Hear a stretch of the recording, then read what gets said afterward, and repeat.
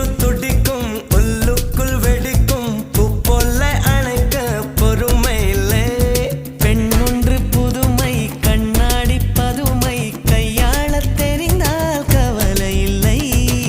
காதல் கிரிக்கெட்டில்